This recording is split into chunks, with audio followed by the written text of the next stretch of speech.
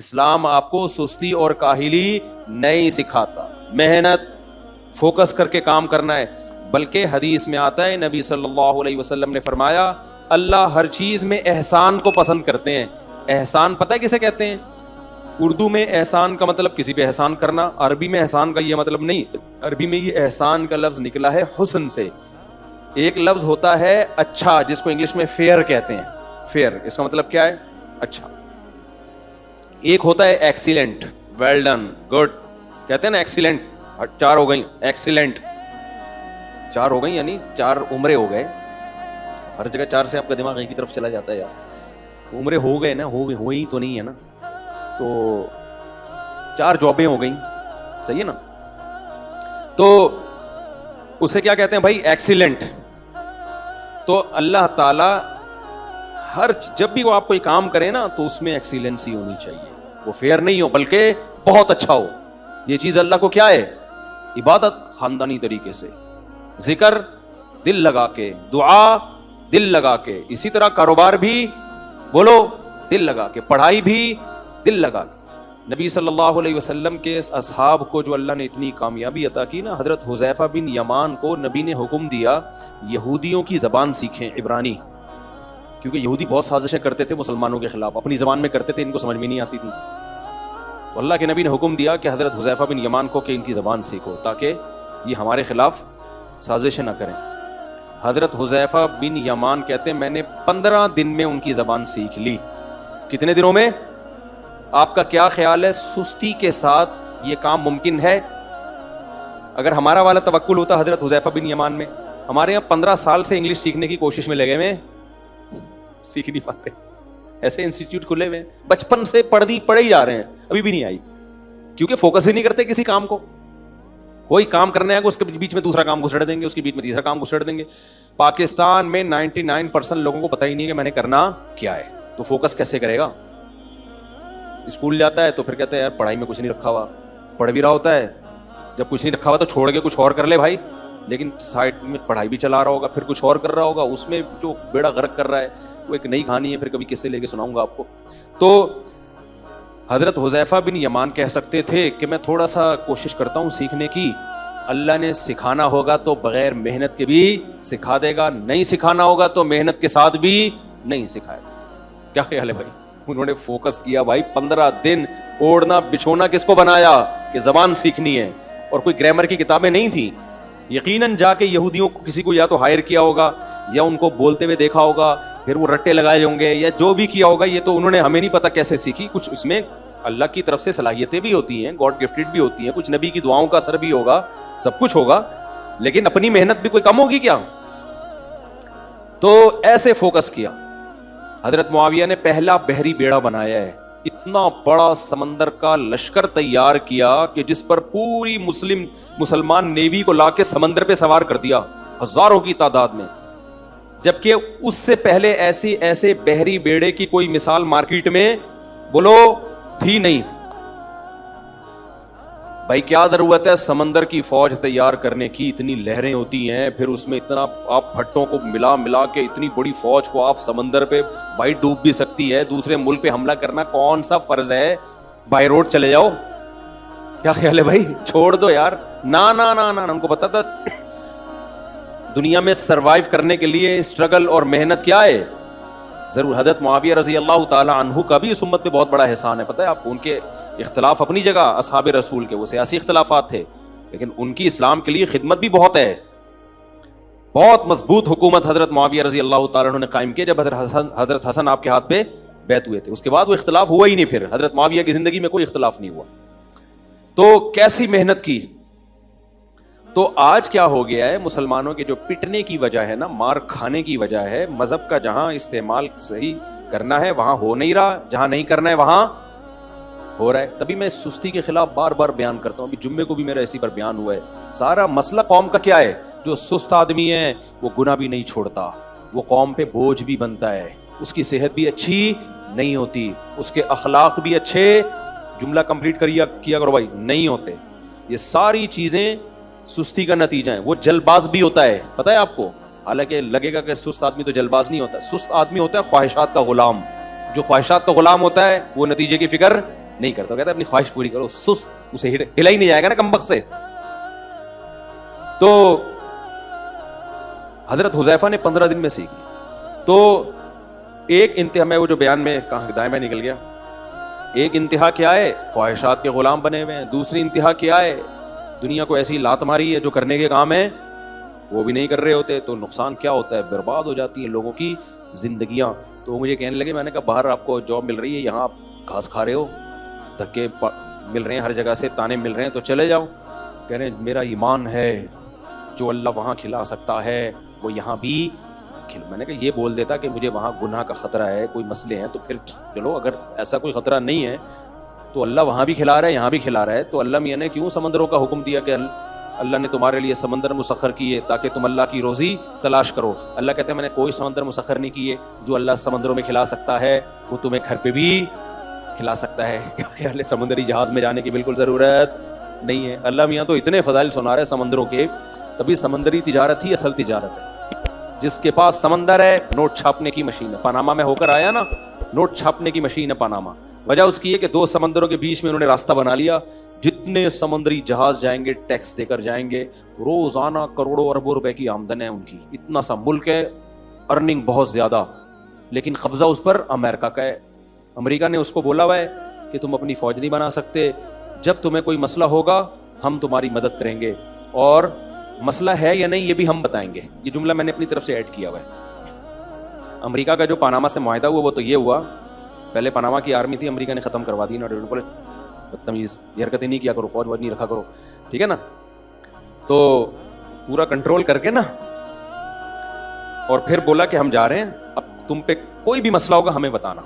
تو یہ معاہدہ ہو گیا. تو میں ویسے بتا رہا ہوں جنرل نالج کے لیے کہ پورا معاہدہ یہ نہیں ہوگا. پورا معاہدہ یہ ہوگا کہ کوئی بھی مسئلہ ہوا تو ہم تمہاری مدد کے لیے فوجیں داخل کریں گے. مسئلہ ہے یا نہیں ہے یہ بھی کون بتائے گا, ہم بتائیں گے. بہت شدید مسائل چل رہے ہیں تمہارے ساتھ, تمہیں ابھی امریکن آرمی کی ضرورت ہے, ہم آ رہے ہیں. تم بولنا بھائی کوئی مسئلہ نہیں ہے, خدا کے نہیں, ہم بتائیں گے مسئلہ ہے. سمجھ لو کہ نہیں سمجھ لو. یہ بالکل ایسا ہی ہے جیسے ہم صدر میں نا, بچپن میں ہمارا کالج تھا نا ایس ایم سائنس کالج, تو صدر کی طرف بھی نکل لیتے تھے. تو اس میں کچھ جعلی حکیموں نے اپنے بندے چھوڑے ہوئے ہوتے ہیں. جعلی حکیموں نے نا بندے چھوڑے ہوئے ہوتے ہیں. وہ بندے آ کے کیا کرتے ہیں نوجوانوں کو, یہ آپ کی آنکھوں کے گرد جو حلقے ہیں نا یہ خون کی کمی ہے, اور آپ کے ناخن بھی پیلے ہیں, آپ کو علاج کی ضرورت ہے, تو یہ مطلب ہے بہترین. تو ایسے لڑکوں کو گھیر گھیر کے وہ, حالانکہ وہ حلقے تو کبھی نیند نہ ہونے سے ہو جاتے ہیں, کبھی ویسے ہی ہو جاتے ہیں, تو وہ خود ہی بتاتے بھی تھے کہ آپ بیمار ہیں, ٹھیک ہے, لہذا آپ کو ہم سے علاج کرانا پڑے گا. تو یہ پالیسی ہوتی ہے بڑے ملکوں کی, جو وہ بتاتے ہیں کہ آپ اس وقت بہت کرائسس میں چل رہے ہیں, اور کرائسس کو دور کرنے کا راستہ کس کے پاس ہے. اصل میں وہ خود کرائسس میں آئے ہوئے ہوتے ہیں, تو ان کو پیسے چاہیے ہوتے ہیں, تو پھر وہ دوسرے, ابھی یہ سیاسی باتیں لے کے بیٹھ جاؤں گا میں. خیر, تو جس کے ہاتھ میں پاور ہے نا, سمجھ لو دنیا بات کس کی سنتی ہے, اسی کی. دنیا سنتی کس کی ہے, جس کے ہاتھ میں ڈنڈا ہے. تو ابھی سپر پاوروں کے پاس پاور ہے, جو وہ کہیں گے غریب ملک بولو سنیں گے, بولیں گے آپ بالکل صحیح کہہ رہے ہیں. اور جو آپ کہہ رہے ہیں, جیسے فرعون نے کیا کہا تھا موسیٰ علیہ السلام کے مقابلے میں, فرعون نے کہا تھا, ایک فرعون کے قوم میں نا ایک شخص مسلمان ہو گیا تھا جس نے ایمان چھپایا ہوا تھا. اس نے کہا بھائی یہ موسیٰ علیہ السلام جو بات کر رہے ہیں, شو یہ کیا کہ میں فرعونی ہی ہوں, تھا وہ فرعونی لیکن دل میں مسلمان ہو گیا تھا. اس نے کہا بھائی یہ ایک شخص ہے جو کہہ رہا ہے ہمارا ایک خدا ہے, تو اس کی بات ہم اتنی جلدی کیوں انکار کر رہے ہیں, ایسا نہ ہو کہ وہ واقعی سچا پیغمبر ہو. اور پھر پچھلی قوموں کو دیکھو کیسے بڑی بڑی قومیں تباہ ہوئی ہیں, پہلے بھی پیغمبر آئے ہیں جنہوں نے پیغمبروں کی باتوں کو نہیں مانا, وہ تباہ ہوئے. تو نیوٹرل بن کے نا فرعونیوں کو سمجھا رہا تھا محل میں کہ بھائی ایک بندہ ہے, اس کی بات تو سنو نا, ہو سکتا ہے وہ واقعی سچا پیغمبر بھی تو ہو سکتے ہیں. فرعون نے پوری تقریر سننے کے بعد پتہ ہے کیا کہا تھا, قال فرعون ما اریکم الا ما ارى وما اهدیکم الا سبیل الرشاد. دیکھو میں تم لوگوں کو وہی مشورہ دوں گا جو میری کھوپڑی میں آئے گا, اور میری کھوپڑی میں ٹھیک بات آتی ہے, غلط بات کے لیے میری کھوپڑی ڈیزائن ہی نہیں ہوئی ہے.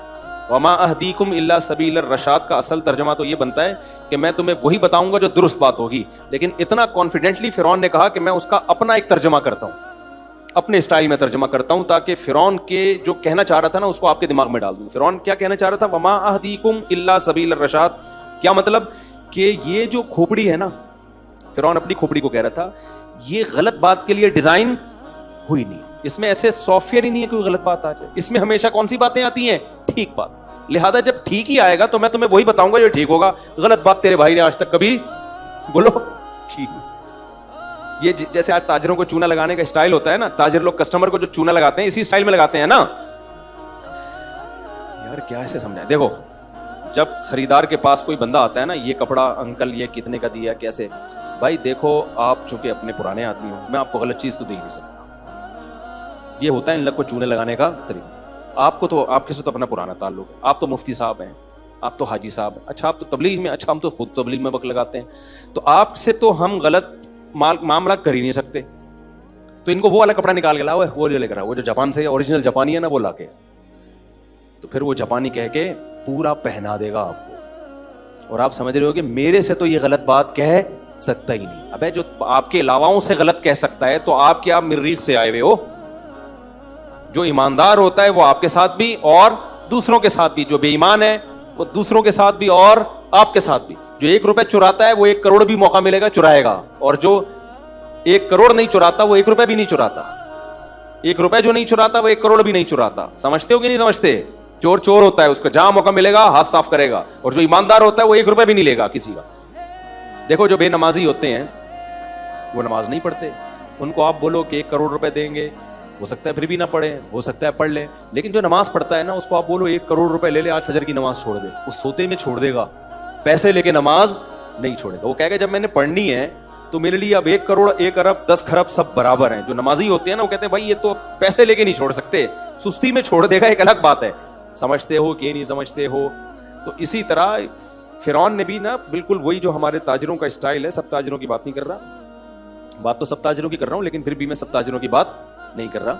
तो वो इस तरह से माल बेचते हैं कि यार आपके लिए स्पेशल ये ऑफर है, बाकी आपसे क्या हमने प्रॉफिट लेना, आपसे क्या हमने नफा लेना, आपको क्या हमने बेवकूफ बनाना, आपसे तो हम अब 2 नंबरी कर ही नहीं सकते। तो फिरौन का बिल्कुल यही स्टाइल था अपनी पब्लिक को समझाने का। वमा अहदीकुम इल्ला सबीलुर रशद। 2 बातें की फिरौन ने, कहा मा उरीकुम इल्ला मा अरा। पहली बात तो मैं तुम्हारी बातों में नहीं आऊंगा, मैं तुम्हें वो बताऊंगा जो मेरी खोपड़ी में आएगा। इसलिए ये तो निकाल दो कि तुम्हारे मशवरों पर मैं अमल करूंगा, कि मूसा की बात सुनो, गौर करो, मशवरे करो कि वाकई पैगंबर हैं या नहीं है। ये इस खुशफहमी में ना रहना कि मैं तुम्हारी बातें मान लूं। मैं हमेशा वो कहता हूं जो मेरी खोपड़ी में आता है। अब यहाँ एक इश्काल होगा कि हुजूर आपकी खोपड़ी गलत भी तो हो सकती है, ऑर्डर पे बनवाई है क्या? कोई अलग किस्म की खोपड़ी लाके लगी है, ये जन्नत से आई हुई खोपड़ी है, गलत भी तो हो सकती है ना। उसका फिरौन ने अगले जुमले में जवाब दिया, वमा अहदीकुम इल्ला सबीलुर रशाद। याद रखना, हमेशा मेरी खोपड़ी दुरुस्त फैसला ही करती है। आज तक कभी ऐसा नहीं हुआ कि खोपड़ी मेरी हो और फैसला गलत हो।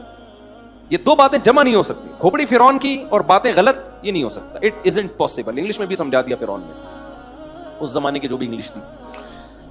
तो it isn't possible to do this, ये नहीं हो सकता कि खोपड़ी फिरौन की हो और उसमें जो चीजें आ रही हैं वो गलत हो। ये तुम लोग के साथ हो सकता है। मेरी माँ ने जो मुझे दूध पिलाया था वो दूध नहीं था जो सबकी माएं। तो फिरौन ने क्या कहा कि जो आप सबकी जितनी भी खोपड़ियां हैं उनमें इस बात का चांस है कि वो सही भी हो सकती हैं और गलत। यहां से एक और बात याद आ रही है। देखो, मैं बयान में जितनी बातें इल्मी बातें हैं, ये कोई किस्से कहानियां नहीं, वो सब मार्केट में पार्सल करता हूँ। हमारे एक दोस्त हैं, अहले हदीस हैं, काबिल एहतराम है मेरे लिए भी, उनका क्लिप चल रहा है इमाम अबू हनीफा का स्पेशल नाम ले लेके ना, कि इमाम हनीफा बहुत अच्छे थे लेकिन गलती तो हर एक से हो सकती है, तो अबू हनीफा से क्यों नहीं हो सकती? समझ रहे हो? मुज्तहिदीन मासूम तो नहीं होते, अबू हनीफा से भी तो हो सकती है। मेरा दिल चाह रहा था मैं इनको फोन करके कहूं कि हजरत हमने कब कहा कि नहीं हो सकती। बात यह है कि उनसे गलती का जितना इम्कान है ना, आपसे गलती का इम्कान उनसे ज्यादा है। ये कैसी बात है कि उनसे नहीं हो सकती आपसे हो सकती, उनसे हो सकती आपसे नहीं हो सकती? तो ये क्यों लोगों को कह रहे हैं कि अबू हनीफा से, मकसद सिर्फ अबू हनीफा से काटना है। समझ में आ रही है बात कि नहीं आ रही? बार बार के मुज्तहिदीन जो हैं, अबू हनीफा, मालिक, शाफी, अहमद बिन हंबल, इनसे भी गलती हो सकती है, हम इनके पाबंद नहीं है, हम कुरान और हदीस के पाबंद हैं। भाई कुरान हदीस के अबू हनीफा भी पाबंद थे, आप भी पाबंद हैं, यकीनन हैं, लेकिन अबू हनीफा जब कुरान और हदीस को बयान करेंगे उसमें गलती का इम्कान कम है, और आप जब बयान करेंगे तो गलती का इम्कान ज्यादा है। और फिर भी यकीन ना आए ना तो कभी हमसे मिलें, हमारे पास आए खुशबू लगा के, तो हम आपको बताएंगे अबू हनीफा से इज्तिहादी गलतियों का इम्कान कम है, और आप लोगों ने जो फतवे दिए हैं ना उसमें इम्कान बहुत ज्यादा है। اتنے کلپ ہیں جو ہم نکال کے چلائیں گے آپ کے. سمجھتے ہو کہ نہیں سمجھتے؟ تو جو ایکسپرٹ ہوتا ہے اس سے امکان کم ہوتا ہے, معصوم ہم کسی کو نہیں مانتے, اسی وجہ سے ماہرین کو فالو کیا جائے گا. دیکھو ایک ڈاکٹر ہے, کیا علاج میں اس سے غلطی کا امکان نہیں ہے کیا؟ اب ایک عام آدمی جو اس لیول کا ڈاکٹر نہیں ہے, چند کتابیں پڑھی ہیں اس نے, وہ کلینک کھول کے بیٹھ جائے اور کتابوں سے آپ کو دکھا رہا ہو یہ اس کا علاج یہ ہے, اس کا علاج یہ ہے, اس کا علاج یہ, آپ کہتے ہیں یار اتنے بڑے بڑے ایکسپرٹ ڈاکٹر تو کچھ اور کہہ رہے ہیں, آپ کہیں وہ معصوم ہے کیا, ان سے غلطی کا امکان نہیں ہے؟ تو آپ جواب میں کیا کہیں گے؟ بھائی یقیناً ہے, لیکن ان سے امکان کم ہے, آپ سے امکان زیادہ. ایک بات یہ. دوسری بات یہ, ایک غلطی کا اہل ہے اور ایک غلطی کا اہل ہی نہیں ہے. حدیث میں آتا ہے جب کوئی مجتہد اجتہاد کرتا ہے تو اگر درست نتیجے تک پہنچے تو 2 اجر, غلط نتیجے پہ پہنچے پھر بھی 1 اجر, کیونکہ وہ مجتہد ہے, وہ ایکسپرٹ ہے, اس کو پورا قرآن ساری حدیثیں آتی ہیں اور اللہ نے اس کو ذہانت دی ہے, اپنی پوری صلاحیتیں استعمال کر کے بھی اس سے غلطی ہوگی تو معاف. لیکن ایک آدمی ایکسپرٹ نہیں ہے تو وہ غلطی کا اہل ہی نہیں ہے, وہ غلطی کرے گا تو بھی پکڑا جائے گا, غلطی نہیں کرے گا تو بھی پکڑا جائے گا. وہ نہیں آئی میرا خیال ہے بات. دیکھو ایک ڈاکٹر ہے ایکسپرٹ, علاج میں اس سے غلطی ہو جائے, ہو سکتی ہے, اس کو پھانسی نہیں ہوگی, پھانسی نہیں ہوگی, اس کو تھوڑا بہت ہوگا, بھائی ڈاکٹر ہے, ہو جاتا ہے. لیکن ایک ایکسپرٹ نہیں ہے اور وہ ٹیکے ٹھوک رہا ہو لوگوں کے, اس ایک ٹیکے سے بھی بندہ مر گیا نا, سیدھا لٹکانے کا کیس ہے. سمجھ رہے ہو کہ بھائی تو اہل ہی نہیں ہے. نہیں آئی میرا خیال ہے بات. اور اگر وہ ٹیکے ٹھیک بھی لگ گئے پھر بھی حکومت اس کو پکڑے گی کہ تجھے کس نے اتھارٹی دی ہے کہ تو علاج کر لوگوں کا, تیرے پاس اتھارٹی کیا ہے؟ تو آج جو اسکالرز آ رہے ہیں نا, مجھ سمیت, میں اپنے آپ کو بھی داخل, یہ اتنے ماہر نہیں ہے کہ آپ ان کو اپنا باپ بنا لو قرآن و سنت میں. یہ ہم جیسے ہی ہیں سارے آڑے ترچے, اتنے اب ماہرین گزر چکے ہیں جو مجتہدین کی صورت میں, ان لوگوں میں وہ صلاحیت نہیں ہے, میں بھی اس میں داخل ہوں. یہ وہ اتنے ایکسپرٹ ہو بھی نہیں سکتے اب, کیونکہ ہمارا علم جو ہے نا 1400 سال کے بعد جو ہم علم حاصل کر رہے ہیں اس میں وہ اوتھینٹسٹی ہو ہی نہیں سکتی جو تابعین اور تبع تابعین کے دور میں جنہوں نے علم حاصل کیا. وہ سندوں کے محتاج نہیں تھے, وہ ڈائریکٹ تابعین تبع تابعین کو نمازیں پڑھتے ہوئے دیکھ رہے تھے. وہ تو ڈائریکٹ صحابی تابعین سے جا کے مسئلہ پوچھتے تھے, کوئی صحابی سے پوچھ رہا ہے, کوئی تابعین سے پوچھ رہا ہے, کوئی تبع تابعین سے, اپنی زمانے کے لوگوں کو نماز پڑھتے ہوئے دیکھ رہے ہیں, مسائل پہ فتویٰ دے, ان کو علم. آج کوئی چاہے اہل حدیث ہو, چاہے دیوبندی ہو, چاہے بریلوی ہو, اس لیول کا ہو ہی نہیں سکتا ہے. لہذا آپ ان سے کٹا کے کہہ رہے ہو کہ قرآن و حدیث میں ہماری تشریحات کو فالو کرو. بھائی آپ کی کیا حیثیت ہے؟ اب لوگ کہتے ہیں اچھا مفتی طارق مسعود نے کہہ دیا, ہماری بھی کوئی حیثیت نہیں ہے. یقیناً نہیں ہے, مجتہدین کے مقابلے میں, آپ کے مقابلے میں ہم نہیں کہہ رہے کہ ہماری حیثیت نہیں. کبھی خوشبو لگاؤ, یہ خوشبو لگا کے پتہ ہے میں کیوں کہہ رہا ہوں؟ وہ میں نے جب بتایا نا گلگت میں بھی غریب لوگ ہیں, وہاں قربانی کریں, تو کسی گلگتی کا کمنٹس آئے ہوئے تھے, مفتی صاحب گلگت میں بڑے مالدار لوگ ہیں, آپ کہہ رہے ہو غریب ہیں, کبھی گلگت آؤ نا خوشبو لگا کے پتہ چلے گا. کمنٹس میں آئے ہوئے تھے. تو مجھے لگا یہ گلگتی نے اپنی توہین سمجھی ہے. میں نے بھائی سارے گلگتیوں کو غریب نہیں کہا, سارے چترالیوں کو غریب نہیں کہا. بڑے بڑے کروڑ پتی ارب پتی لوگ چترال گلگت میں ہیں جن کو ہم بھی جانتے ہیں, 4 بیویاں لے کے 4 گاڑیاں لے کے گھوم رہے ہیں, ایسے کروڑ پتی لوگ ہیں, اور وہاں تو شادیوں کا رواج بھی زیادہ ہے. تو میں نے ان لوگوں کے لیے کہا تھا جو غریب ہیں. اب سوال پیدا جب ہیں تو کراچی سے ان کے لیے گوشت کیوں جا رہا ہے؟ اس لیے کہ کراچی میں قربانی زیادہ ہوتی ہے, تو ان لوگوں کو ترغیب دی ہے کہ پہاڑی علاقے ہیں تو وہاں تک لوگ گوشت کم پہنچاتے ہیں, تو آپ بھی پہنچا دیں. یہاں تو غریبوں میں, کراچی میں بھی بہت سارے غریب ہیں نا, یہاں تو مل جاتے ہیں, ان علاقوں میں شہروں سے کم جاتا ہے. تو کسی گلگت والے کو یہ کہنا نہیں کہ گلگت میں جو ہوگا غریب ہوگا. تو خوشبو لگا کے نا مجھے آگے کسی نے پیچھے طنز کیا, بتا مفتی صاحب ادھر کوئی غریب نہیں ہے, یا غریب نہیں ہوتے یہاں دولت دیکھنی ہے تو کبھی گلگت آؤ خوشبو لگا کے. سمجھ رہے ہو؟ میں نے سوچا تھا اس کا میں جواب دوں گا, بھائی کیوں غلط بیان کر رہے ہو میرے بارے میں. اچھا خیر, کیا بات چل رہی تھی وہ جلدی ہم نمٹائیں بات کو, بیان ٹائم ہے بہت ہوتا ہے یار ہمارا آج کل. بات کیا چل رہی تھی؟ ہاں, تو غلطی کا امکان کس میں کم ہے کس میں زیادہ ہے. اور پھر بعض مسئلوں میں تو چاروں امام ایک طرف ہوتے ہیں, ابو حنیفہ بھی, امام مالک بھی, امام شافعی بھی, امام احمد بھی. یار اتنے بڑے بڑے چاروں ایک طرف ہیں, ایک مسئلے پر جمع ہیں, اور آپ ایک مارکیٹ میں نئی رائے لے کر آ رہے ہو, اور آپ کہہ رہے ہو ان سے وہ معصوم تھوڑی غلطی کا امکان ہے. بھائی چاروں کا اتفاق ہو کے بھی غلطی کا امکان ہونا بہت مشکل ہے. اس میں تو جیسے 3 طلاق کے مسئلے میں, تراویح کے مسئلے میں, اس کا مطلب آپ سے گڑبڑ ہوئی ہے, اس میں ان سے نہیں ہوئی ہے. تو خیر, تو فرعون نے کیا کہا, ما اریکم الا ما ارا. ہاں میں یہ بات مکمل کر لوں کہ ہم مجتہد نہیں ہیں, میں کبھی بھی نہیں اپنے آپ کو مجتہد کہتا, تو ہماری کوئی حیثیت نہیں ہے, لیکن کس کے مقابلے میں؟ مجتہدین کے. آج کل کے اسکالرس کے مقابلے میں کی بات کر رہے ہو تو پھر اس میں ہم نہیں کہتے کہ ہماری کوئی حیثیت نہیں ہے. اگر حیثیت نہ ہوتی تو ہم آپ کو فالو کر رہے ہوتے اور آپ کی باتوں اور نعروں سے متاثر ہو جاتے. سمجھتے ہو؟ تو اس لیے ان اسکالرس کو فالو مت کریں. خدا کی قسم بڑی گمراہیاں پھیلا رہے ہیں. ہر شخص بے لگام اونٹ کی طرح نا قرآن و سنت کے نام پہ لوگوں کو کچھ بھی گھول کے پلا رہا ہے. اس کا فتویٰ الگ, اس کا فتویٰ الگ, اس کا فتویٰ الگ, اس کا فتویٰ الگ. ایک عجیب طوفان مچا ہوا ہے. تو خود تھوڑے دنوں میں وہ اہل حدیث عالم ہی پریشان ہوتا ہے اس سے کہ یہ کیا ہو گیا, یہ ہمارا شاگرد ہے, ہم ہی نے اس کو تقلید سے ہٹایا تھا, اب یہی ہمارا باپ بن گیا ہے. اہل حدیثوں میں اس کی بہت مثالیں ملتی ہیں کہ یہ تو بے لگام ہو گیا. بھائی آپ نے تو بے لگام کیا ہے, آپ نے تو کہا فقہ شکہ کچھ نہیں ہوتا, بس قرآن حدیث جس کی جو سمجھ میں آئے. قرآن حدیث میں کچھ مسائل بہت واضح ہیں, کچھ مسائل کیا ہیں, اختلاف ہے اس میں. جو اختلافی مسائل ہیں وہ اتنے آسان ہوتے ہیں تو اختلاف کیوں ہوتا ان کے اندر, اس میں آپ عوام کو بے لگام چھوڑ دو تو بیڑا غرق ہوگا. اب طلاق میں تو ایسا بیڑا غرق ہوا ہے نا, وہ 3 طلاقیں جس نے دی ہوئی ہیں وہ ادھر سے فتویٰ لے رہا ہے, بیوی ادھر سے فتویٰ لے رہی ہے, وہ ادھر سے کوئی کہہ رہا ہے 1 بھی نہیں ہوئی, کوئی کہہ رہا ہے 3 ہوئی ہیں, کوئی کہہ رہا ہے 2 ہوئی ہیں. سب کچومبڑ بنا کے رکھ دی ان لوگوں نے. یہ تو لوگ کچھ دن کے بعد دین سے بیزار ہو جائیں گے. خواہشات کی بیس پہ جو ہے نا مسلک بدلنا یا علماء کی آراء کو فالو کرنا کہ وہ آسان لگ رہی ہے, اس کا مطلب پتہ ہے کیا ہے؟ اس کا مطلب علامہ ابن تیمیہ نے لکھا ہے, اس کا مطلب یہ کہ جو آپ نے شریعت کا قلادہ تھا نا آپ کے گلے میں, وہ آپ نے اتار کے رکھ دیا. اب آپ عابد نہیں ہو, عبادت میں اللہ کے غلام نہیں ہو, اب آپ اپنی خواہش کے غلام. اب آپ یہ نہیں دیکھ رہے کہ صحیح کیا ہے غلط کیا ہے, اب آپ یہ دیکھ رہے ہو آسان کیا ہے. تو ایسے تو بہت سارے اقوال مل جائیں گے آپ کو. ایک صاحب نے مجھے بھیجا, میں نے ان کو بتایا نا, وہ فقہ حنفی کو فالو کرتے ہیں, میں نے ان کو بتایا کہ یہ ایسے جائز نہیں ہے آپ کے لیے. انہوں نے کہا میں اس بارے میں عربی عالم کی رائے لے رہا ہوں. میں نے کہا کیوں لے رہے ہو رائے آپ؟ پھر اس مسئلے میں بھی عرب عالم کی رائے لو. اس میں مشکل تھی ان کی رائے.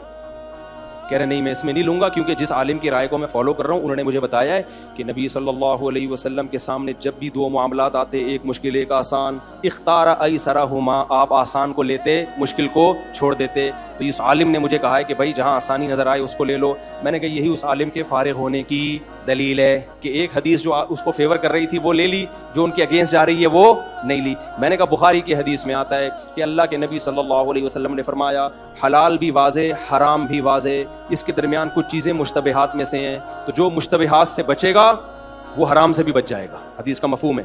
تو میں نے کہا اب جب اختلاف ہو گیا تو مشتبہ تو ہو گیا نا, پھر اس حدیث کا تقاضا یہ ہے کہ جو احتیاط والا قول ہے اس کو لے لو. کیا خیال ہے؟ میں نے کہا یہ کیا بات ہے کہ وہ عالم وہ حدیث سنا رہے ہیں کہ نبی آسانی کو ترجیح دیتے تھے, وہ حدیث جس میں احتیاط پر عمل کرنے کا حکم دیا جا رہا ہے, آپ اس حدیث کو کیا کر رہے ہو, آپ اس کو چھوڑ رہے ہو آپ.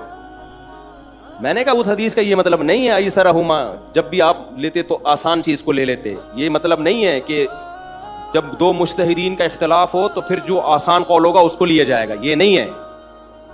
اس بے راہ روی کا پتہ ہے نتیجہ کیا نکلا ہے؟ جو قرآن و سنت کے نام پہ پبلک کو بے لگام اونٹ کی طرح کر دیا نا لوگوں نے, مجتہدین کا اور فقہ کا پابند نہیں بنایا, اس کا نتیجہ میں ابھی لکھ کے دے رہا ہوں, 20-30 سال کے بعد متا حلال ہو جائے گا. اور اسکالرز نے اس پہ قلم اٹھانا شروع کر دیا ہے. آپ قرآن و سنت کو اگر صحابہ اور فقہا سے ہٹا کے سمجھو گے نا تو گمراہی ہی گمراہی ہے. بیچ سے اگر آپ ان اسلاف کو, مجتہدین کو اور صحابہ کو نکال دیا تو پھر کیا ہے؟ گمراہ. ابھی ایک اہل حدیث عالم کا متا کے خلاف بیان آیا, بہت اچھا بیان تھا ان کا, لیکن میرا دل چاہ رہا تھا میں ان سے بولوں کہ حضرت جو شیعہ لوگ جو متا سمجھتے ہیں, ٹیمپریری نکاح, 2 گھنٹے کی شادی, 1 ہفتے کی شادی, ہماری نظر میں اس میں اور زنا میں کوئی بال برابر بھی فرق نہیں ہے, بلکہ زنا سے بدتر ہے. اس لیے کہ زنا میں آپ 2 بندوں کو گواہ نہیں بناتے, اس میں آپ 2 بندوں کو گواہ بنا کے زنا کر رہے ہو کہ گواہ رہنا 2 گھنٹے کا ہمارا ایگریمنٹ ہے. اس ٹائم کو بڑھانے سے کوئی فرق تھوڑی پڑے گا, 2 گھنٹہ بھی ہو سکتا ہے, 2 مہینہ بھی ہو سکتا ہے. گرل فرینڈ کے ساتھ بھی تو کچھ نہ کچھ ایگریمنٹ ہوتے ہیں نا.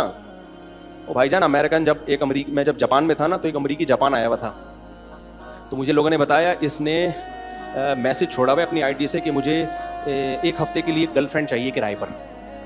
میں 1 ہفتہ ٹور پہ آیا ہوں تو کوئی جیپنی گرل فرینڈ مل جائے گی. جیسے ہم ہوتے ہیں نا جا رہے ہیں کہ 1 ہفتے کے لیے ٹیکسی چاہیے, 1 ہفتے کے لیے رکشا چاہیے, تو گورے کو 1 ہفتے کے لیے کیا چاہیے تھی؟ Girl friend. تو کرائے پہ ملتی ہیں وہاں پہ نہیں آئی میرا خیال ہے بات. وہاں گرل فرینڈ پوری دنیا میں ہے. اب ایسا نہ ہو آپ سب نکل لو یہاں سے بیان کے بعد. 1 ہفتے کے لیے 2 ہفتے کے لیے گرل فرینڈ ملتی ہے, کس پر؟ کرائے پر. پوری دنیا کو گواہ بنا رہا ہے وہ. خالصتاً زنا ہے یا نہیں ہے؟ بلکہ بدترین زنا, صرف زنا نہیں، بدترین کہ حرام کاری بھی کر رہے ہو اور دنیا کو اس پہ گواہ بھی بنا رہے ہو. جتنے لوگوں کو گواہ بناؤ گے اتنے بڑے مجرم ہوگے. تو متع میں زنا میں بال برابر بھی فرق نہیں ہے. اہل حدیث اس کی مخالفت کر رہے ہیں متع کی، اچھی بات ہے، لیکن آپ کو پتا ہے کل یہ حلال ہو جائے گا. کیوں؟ 3 طلاق کو ایک کرنے کی جو اہل حدیثوں نے دلیلیں دی ہیں نا، اسی ٹائپ کی دلیلیں متع کے بارے میں بھی ہیں. لیکن ہم 3 طلاق کو ایک کرنے کے بارے میں کیا کہتے ہیں؟ بھائی صحابہ نے اس کو فالو نہیں کیا. 3 طلاق کو ایک کہنے کی جو دلیل ہے جو اہل حدیث دیتے ہیں کہ حضرت عبداللہ بن عباس کہتے ہیں ہم نبی کے دور میں 3 طلاق کو ایک شمار کرتے تھے، ابو بکر کے دور میں 3 کو ایک شمار کرتے تھے، عمر کے ابتدائی دور میں بھی 3 کو ایک شمار کرتے تھے. حضرت عمر نے کیا لا بنا دیا؟ 3 کتنی ہوں گی؟ 3. تو حضرت عمر کا یہ سیاسی فیصلہ تھا. اصل وہی ہے جو قرآن و سنت میں ہے. 3 کتنی ہوتی ہیں؟ 1. اس کے ہم جواب کیا دیتے ہیں؟ او بھائی بالکل اسی طرح کی حدیث جابر بن عبداللہ متع کے بارے میں بیان کرتے ہیں کہ ہم نبی کے دور میں متع کیا کرتے تھے، ابو بکر کے دور میں متع کیا کرتے تھے، حضرت عمر نے متع کو کیا الگ کر دیا؟ حرام. یہی دلیل کون دے رہا ہے؟ شیعہ دے رہے ہیں. متع اور صحیح مسلم کی حدیث ہے یہ. صرف حدیث دیکھ کے فوراً متاثر ہو جانا اور فتویٰ دے دینا، اگر یہ امت کو بے لگام کر دیا جائے تو جیسے 3 طلاقیں ایک ہیں، چند سالوں بعد متع بھی کیا ہو جائے گا؟ بولو حلال. کیا برداشت کر لو گے یہ اپنی سوسائٹی میں؟ نہیں یاری میرا خیال ہے بات. اس کا کیا جواب ہے؟ بھائی یہ جابر بن عبداللہ کی اپنی رائے ہے، ان کو نہیں پتا تھا کہ متع نبی کے دور میں حرام ہو چکا ہے. یہی کہیں گے نا اس کے بارے میں، ورنہ عمر رضی اللہ تعالیٰ عنہ ایک حلال کو کیسے حرام کر سکتے ہیں؟ یہ کیسے پاسبل ہے کہ وہ حلال کو حرام کر دیں اور سارے صحابہ خاموش بھی رہیں؟ یہ ممکن نہیں ہے. حضرت عمر سے اگر یہ غلطی ہوگی تو باقی صحابہ سے بھی خاموشی ہو سکتی ہے. ہم کہتے ہیں صحابہ غلط نہیں ہو سکتے. تو جیسے صحابہ نے حضرت عمر کے متع کو حرام قرار دینے والے قانون کو مانا ہے، ایسے ہی صحابہ نے حضرت عمر کے 3 کو 3 کہنے والے قانون کو بھی مانا ہے. تو نہ اس میں صحابہ غلط نہ اس میں غلط. تو جو متع والی حدیث کا جواب ہے وہی 3 طلاق والی حدیث کا بھی جواب ہے. اب متع والی حدیث کا کیا جواب ہے؟ ہم کہتے ہیں یار سب صحابہ حرام سمجھتے تھے، تو کیا جواب ہے اس کا؟ جواب یہی ہے بھائی متع نبی کے دور میں حرام ہو گیا تھا، عین ممکن ہے جابر بن عبداللہ کو پتہ نہ چلا ہو. تو حضرت عمر نے کوئی نیا کام نہیں کیا، کیونکہ متع کیسے حرام ہے قرآن سے پتہ چلتا ہے. قرآن کہتا ہے الا علی ازواجہم او ما ملکت ایمانہم، مرد کے لیے اپنی خواہش پوری کرنا اپنی بیوی کے علاوہ کوئی راستہ نہیں ہے جس سے انسان متع کرتا ہے. دنیا کی کسی کتاب میں اس کو بیوی نہیں کہا جاتا. سمجھ میں نہیں آ رہی میرا خیال؟ بات قرآن کہہ رہا ہے آپ کے پاس آپشن کس کا ہے؟ صرف وائف کا، بیوی کا آپشن ہے. پھر نبی صلی اللہ علیہ وسلم نے بار بار اس عمل کو حرام قرار دیا ہے. لیکن اس وقت میڈیا کا ایسا دور تھوڑی تھا، زمانے جاہلیت کی ایک رسم تھی، چلتی چلی آ رہی تھی، لوگ پھر بھی متع کر رہے تھے، ان کو نہیں پتا تھا کہ یہ حرام ہو گیا ہے. حضرت عمر نے اسی حرام کو اپلائی کیا ہے کہ بھائی آپ زنا والی سزا دوں گا، کوڑے ماروں گا اس کو، میں شادی شدہ ہوگا تو رجم کروں گا. سمجھتے ہو کہ نہیں سمجھتے ہو؟ حضرت عمر نیا کام نہیں کر سکتے. بالکل اسی طرح زمانہ جاہلیت میں 3 طلاقیں ایک سمجھی جاتی تھیں، چاہے ایک مجلس میں ہو یا الگ الگ مجلس میں ہو. اس میں ایک مجلس کا کہیں تذکرہ نہیں ہے. 1 مہینے میں ہو یا 3 مہینے میں ہو، ایک سمجھی جاتی تھی. یہ عبداللہ بن عباس کی صحیح حدیث ہے موطا کی. حضرت عائشہ سے بھی اس طرح کی روایت منقول ہے. پھر اللہ نے قرآن میں حکم نازل کیا کہ یہ حکم منسوخ، اب 3 کے بعد تمہیں رجوع کا حق بولو نہیں ہے. تو منسوخ ہو گیا. لیکن عین ممکن ہے جیسے متع کا بعض صحابہ کو علم نہیں ہوا کہ حرام ہے، ایسے ہی عین ممکن ہے 3 طلاق کے ایک والے مسئلے کا بعض صحابہ کو علم نہ ہو کہ وہ حرام ہو گئی. 3 کے بعد رجوع کا حق نہیں ہے، کیونکہ ہمیں حدیث ہی سے پتہ چلتا ہے کہ نبی کے دور میں اکٹھی 3 طلاقیں آپ کی محفل میں دی گئی ہیں اور آپ نے اس کو نافذ کیا ہے. بخاری کی حدیث ہے. سمجھ میں نہیں آ رہی میرا خیال ہے بات؟ یہ میری کتاب ہے نا طلاق ثلاث پر، وہ کبھی پڑھ لیں. اس لیے میں کہتا ہوں یہ اہل حدیثوں نے بہت بڑا بلنڈر کیا ہے جو 3 طلاق کو ایک کہتے ہیں، کخ بھی نہیں ملتا ہمیں اس میں. اور پھر بھی یقین نہ ہے کوئی اہل حدیث کا بڑا عالم آئے خوشبو لگا کے تو جواب دوں گا انشاءاللہ. یہ مجھے بلا لو، میں خوشبو لگا کے آ جاؤں گا. تو سمجھتے ہو ایک سے غلطی ہوگی نا کہ سارے صحابہ سے غلط ہو رہی. حضرت عمر بھی غلط کر رہے ہیں 3 کو 3 قرار دے کر، حضرت علی بھی اسی کو فالو کر رہے ہیں، حضرت عثمان بھی اسی کو فالو کر رہے ہیں، پھر عبداللہ بن مسعود بھی اسی کو فالو کر رہے ہیں، پھر عبداللہ بن عباس جو حدیث کے راوی ہیں وہ بھی 3 کو 3 قرار دے رہے ہیں. اور بھائی جان، اور جب ان سے کہا جائے کہ یہ سارے غلط تھے، کہہ رہے ہیں معصوم نہیں ہے، ان سے غلطی کا امکان ہے. ہم نے کلمہ نبی کا پڑھا ہے، عمر کا، عثمان کا، علی کا، عبداللہ بن مسعود کا نہیں پڑھا. او بھائی جان، یہ معصوم نہیں تھے، ہم مانتے ہیں، لیکن ان سے غلطی کا امکان کم ہے، آپ سے غلطی کا امکان زیادہ ہے. اس لیے میں 3 طلاق کے مسئلے میں بہت سینسیٹیو ہوں. اس مسئلے میں اہل حدیث کا فتویٰ لے کے 3 طلاقوں کے بعد بیوی کو رکھنا جائز نہیں ہے. قیامت میں خدا کو کیا منہ دکھاؤ گے تم؟ اللہ کہے گا عمر کا فتویٰ تھا 3 ہوتی ہیں. اہل حدیث پتہ ہے گڑبڑ کیا کرتے ہیں؟ حنفیوں کے فتوے کو مت مانو. حنفیوں کے فتوے کو یہ تقلید کی اندھی تقلید ہے. بھاڑ میں جائے، آپ حنفیت کو ایک طرف رکھو. ابو حنیفہ نے جو 3 کو 3 کہا نا، حنفی ہونے کی وجہ سے نہیں کہا ہے، اس لیے کہ عمر کا قانون تھا، عثمان کا قانون تھا، علی کا قانون تھا، عبداللہ بن مسعود کا قانون تھا، عبداللہ بن عباس کا قانون تھا، ابو ہریرہ کا قانون تھا، عبداللہ بن عباس کے شاگرد اکرمہ کا قانون تھا. کتنے لائن لگی ہوئی ہے صحابہ کے فتووں کی. وہ میری کتاب ابھی چھپنے والی ہے، پڑھ لینا وہ انشاءاللہ. تو جو 3 طلاق کو ایک کہہ کے رکھتا ہے نا اور کہتے ہیں میں حنفیوں کو نہیں مانتا، میں قرآن حدیث کو مانتا ہوں، جب خدا تمہیں قیامت میں بلائے گا نا اور اللہ کہے گا کہ عمر غلط تھے اور اہل حدیث ٹھیک تھے، اہل حدیثوں کا مقابلہ ابو حنیفہ سے نہیں کراؤ. اس مسئلے میں اہل حدیثوں کا مقابلہ کس سے کراؤ؟ اہل حدیث کا مقابلہ مجھ سے نہیں کراؤ کہ مفتی طارق مسعود کا فتویٰ 3 ہوتی ہیں اور اہل حدیث کا فتویٰ 3 ہوتی ہیں. تو اہل حدیث چونکہ قرآن حدیث کو فالو کرتے ہیں اس لیے ہم ان کو مانیں گے. مفتی طارق مسعود تو حنفی ہے. یہ کہہ کے دنیا میں تو تم الو بنا سکتے ہو لوگوں کو، آخرت میں یہ عذر نہیں چلے گا. کیونکہ قرآن جہاں طلاق کے حکام بیان کرتا ہے نا وہاں کہتا ہے یہ اللہ کی حدود ہے، باؤنڈری ہے، اس کو کراس کرنے کی اجازت نہیں. دنیا میں تم یہ کہہ سکتے ہو مفتی طارق مسعود کا فتویٰ یہ حنفی ہے اور وہ قرآن حدیث کو مانتے ہو. بھائی جان صحابہ زیادہ قرآن حدیث کو مفتی طارق مسعود اگر 3 کو 3 کہتا ہے نا، اس لیے نہیں کہ میرا فتویٰ ہے، اس لیے کہ عمر کا قول، عمر کا قانون ہے، عثمان کا قانون ہے، علی کا قانون ہے، عبداللہ بن مسعود کا فتویٰ ہے، عبداللہ بن عباس کا فتویٰ ہے. یہ سارے حوالے میری کتابوں میں، اور بھی بہت سارے صحابہ ان کے حوالے میری کتاب میں لکھے ہوئے اور میں نے یوٹیوب پہ ڈالے بھی ہیں. یہ سمجھتے ہو گے نہیں سمجھتے؟ تو اللہ کو کیا جواب دو گے؟ اللہ کہے گا علی نے بھی غلطی کی، صحیح ہے نا، رضی اللہ عنہ، ان کو نہیں پتا تھا قرآن حدیث کیا ہے. عثمان نے بھی غلطی کی، ان کو نہیں پتا تھا قرآن و حدیث بولو کیا ہے. عمر نے بھی غلطی کی، ان کو نہیں پتا تھا قرآن و حدیث میں کیا ہے. عبداللہ بن عباس جو حدیث کے راوی ہیں جو تم پیش کرتے ہو، وہ خود اس حدیث کے خلاف فتویٰ دے رہے ہیں، ان کو بھی نہیں پتا تھا قرآن حدیث کا مطلب کیا ہے. تم نئے آئے ہو کیا؟ یہ فوراً جواب میں کہیں گے کہ فلاں صحابی کا فتویٰ ہے کہ 3 ہوتی ہیں، تو یہ اختلافی مسئلہ ہے، لہذا ہم ان صحابی کی رائے لے رہے ہیں. کسی صحابی کا فتویٰ نہیں ہے، یہ ذہن میں رکھنا. اہل حدیث اس مسئلے میں جب پھنستے ہیں نا تو پتہ ہے کیا کرتے ہیں؟ جب قرآن حدیث میں پھنستے ہیں تو پھر دیوبندیوں کے حوالے دینا شروع کر دیتے ہیں کہ فلاں دیوبندی نے لکھا ہے کہ 3 ہوتی ہیں، فلاں دیوبندی نے لکھا ہے کہ 8 تراویح اصل ہیں. جہاں پھنسے قرآن و سنت میں فوراً حوالے کس کے آئیں گے؟ بھائی سارے دیوبندی بھی لکھ کے، کتاب بھی لکھ کے چلے جائے، ہماری صحت پہ کوئی اثر بولو نہیں پڑتا اس، کیونکہ ہم قرآن و سنت کو مانتے ہیں. ہم نے کلمہ علماء دیوبند کا نہیں پڑھا اور نہ ہمارے علماء دیوبند نے دیوبندیت کا کلمہ پڑھا ہے. ہم نے کبھی ٹھیکہ لیا ہی نہیں ہے غلط چیز میں علماء دیوبند کا دفاع کرنے کی. اگر ان سے کوئی غلطی ہوئی ہے تو وہ غلطی کا ہم نے ٹھیکہ لیا ہی نہیں ہے. سمجھتے ہو؟ اکابر کا بھی یہی عقیدہ ہے کہ ہم نے اپنے کسی اکابر کی غلط بات کو ٹھیک کرنے کی کوشش بولو نہیں کرنی ہے.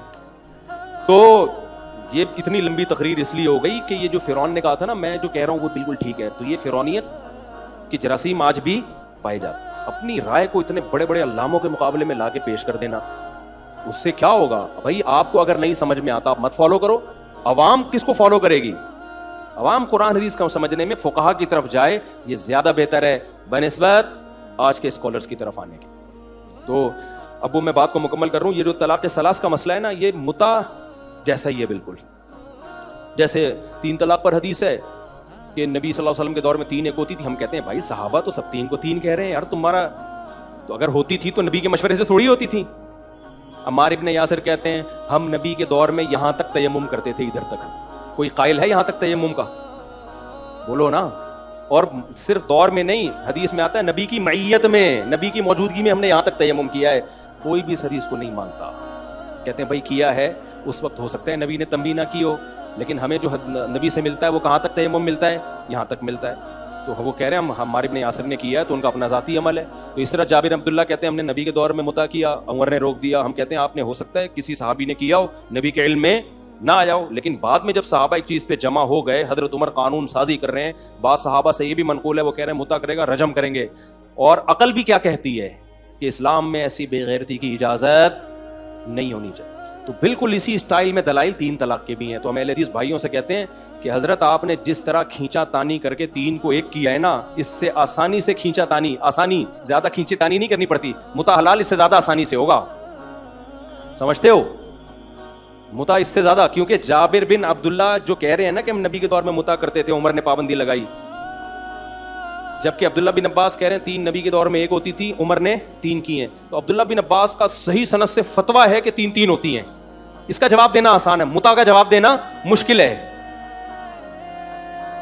آپ کے پاس اصل دلیل یہی ہے کہ بھائی ہم کس کو ہم ائمہ مجتہدین جو اہل سنت والجماعت کے ان کو فالو کرتے ہیں, اور وہ چاروں اس پر جمع ہیں. اہل سنت والجماعت کے جو امام ہیں 4, وہ چاروں اس پر جمع ہے کہ متا اور زنا میں کوئی فرق نہیں ہے. تو ہم وہ تشریح مانیں گے جو ان کی ہے. اگر آپ اپنی طرف سے تشریحات کا دروازہ کھول دو گے نا تو امت کا پروگرام بڑھ گیا. یہ بھی حلال ہوگا متا کچھ دنوں میں. اور ایک صاحب نے تحریر لکھی کہ ایکچولی نوجوان جو باہر ملکوں میں جاتے ہیں ضرورت کے پیش نظر زنا سے بچنے کے لیے ایکچولی اتنی پرابلمس ہوتی ہیں, تو علماء کو اس پہ غور کرنا چاہیے. اختلافی مسئلہ ہے, بعض تابعین سے جواز منقول ہے اور بعض جو ہے نا وہ اسلاف میں بعض لوگوں سے اس کا جواز منقول ہے. تو اختلافی تو مانو نا, پہلے ہی ہم سے منوائیں گے اختلافی ہے, اس کے بعد پھر کہیں گے جب مسئلے میں اختلاف ہوتا ہے تو لچک ہوتی ہے, تو ضرورت کے بیس پہ دوسرے قول پر عمل کرنا کیا ہو جاتا ہے, جائز ہو جاتا ہے. لہذا پھر وہاں سے کیا کرو گے, جواز کا فتویٰ لو. جب تک ہم زندہ ہیں انشاءاللہ ایسا ہونے نہیں. اور جو بے غیرت دلیل دینا متا کے حلال ہونے کی, اس کو بول تو اپنی بیٹی متا کے لیے پیش کر, تو اپنی بیٹی اناؤنسمنٹ فیس بک پہ ڈال کے یہ متا کے لیے تیار ہے. تصویر نہ لگاؤ, نام پتا دے دو اس کا. کوئی کرے گا غیرت مندی ہے, ایک دم غصے میں آئے گا نا وہ, کیا خیال ہے بھائی غصہ کیوں ہو رہا ہے, اس میں غیرتی والی کیا بات ہے, ایک چیز حلال ہے تو غصہ کیا. اپنی بچیوں کے رشتوں کے لوگ اشتہارات ڈالتے ہیں کہ نہیں ڈالتے, اس میں کسی کو غصہ آتا ہے؟ ارے کیا ہو گیا, وہ بغیرتی سمجھی جاتی ہے. شادی دفتر میں بھی جاتے ہیں, بھائی ہماری بچی ہے, اتنی کوالیفیکیشن ہے, کوئی مناسب سا منڈا ہو تو خوشبو لگا کے ہمارے گھر اس کو بھیج دیں. سمجھ میں آ رہی ہے بات, اس میں کوئی بغیرتی نہیں سمجھی جاتی. حضرت موسیٰ علیہ السلام کی جو اہلیت ہے, ان کے والد نے خود رشتہ پیش کیا کہ میری بیٹی میں آپ سے اس کا نکاح کرنا چاہتا ہوں. حضرت فاطمہ کا نکاح نبی صلی اللہ علیہ وسلم نے خود کس پہ پیش کیا, حضرت علی پہ. حضرت فاطمہ, سیدہ فاطمہ جب بالغ ہوئی, بہت رشتے آئے, فرمایا میں نے ان کو کن کے لیے رکھا ہے, علی کے لیے. بڑی فضیلت ہے سیدنا علی کی, ہے نا. تو اسی طرح صحابہ میں یہ تھا حضرت. تو بہت ساری مثالیں ملتی ہیں.